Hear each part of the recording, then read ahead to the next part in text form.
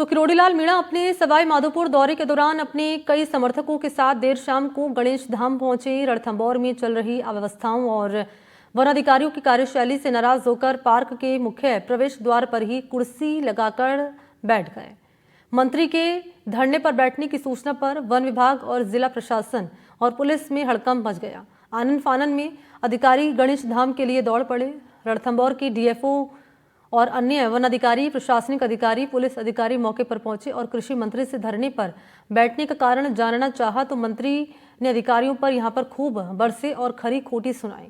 मंत्री ने वन अधिकारियों पर रणथंभौर में अनियमितताएं बरतने और वन अधिनियम एवं कानून की आड़ में आमजन को परेशान करने का आरोप लगाया।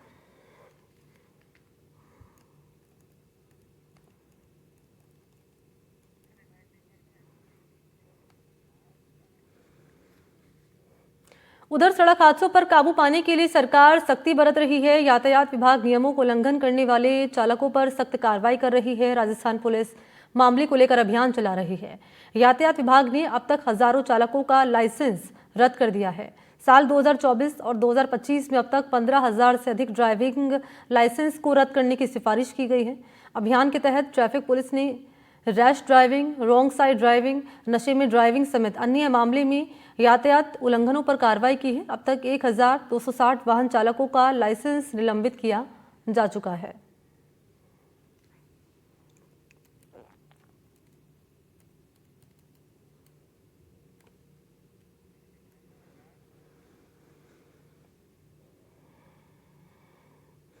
तो जयपुर में कैबिनेट मंत्री सुरेश रावत ने सचिन पायलट के बयान पर पलटवार कर तंज कसा है। उन्होंने लिखा है कि मीडिया में सुर्खी बटोरने के लिए पायलट बेतुका बयान देते हैं। उन्होंने कहा कि पूर्ववर्ती कांग्रेस सरकार ने राजस्थान में निवेश का 1-2% भी धरातल पर नहीं उतर पाया है। पिछली कांग्रेस सरकार में जनता ने देखा कि किस तरह से कांग्रेसियों ने जनता की गाड़ी कमाई से 5 साल किस तरह से होटल में गुजारा।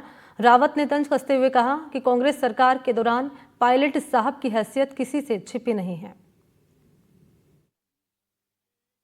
2018 के अंदर जब कांग्रेस ने अपना घोषणा पत्र अनाउंस किया, उस समय किसानों के साथ, बेरोजगारों के साथ, युवाओं के साथ जो धोखा हुआ और जिस मंच से कांग्रेस ने अपना घोषणा पत्र अनाउंस किया, उस मंच पे सचिन पायलट भी उपस्थित थे। इस बारे में उनका क्या कहना है, उनको स्थिति स्पष्ट करनी चाहिए। दूसरा, जब कांग्रेस की सरकार थी तब तो हमारे राजस्थान में निवेश 1-2% भी आप नहीं ले पाए। अब बात आप हमारी करते हो। जब पिछली कांग्रेस सरकार ने, आपने देखा होगा कि 5 साल किस तरह से होटलों में गुजारे। और अगर पायलट साहब की बात करें तो पायलट साहब की उनकी सरकार में क्या स्थिति थी, कृपया वो भी इस बारे में अपनी स्थिति स्पष्ट करें।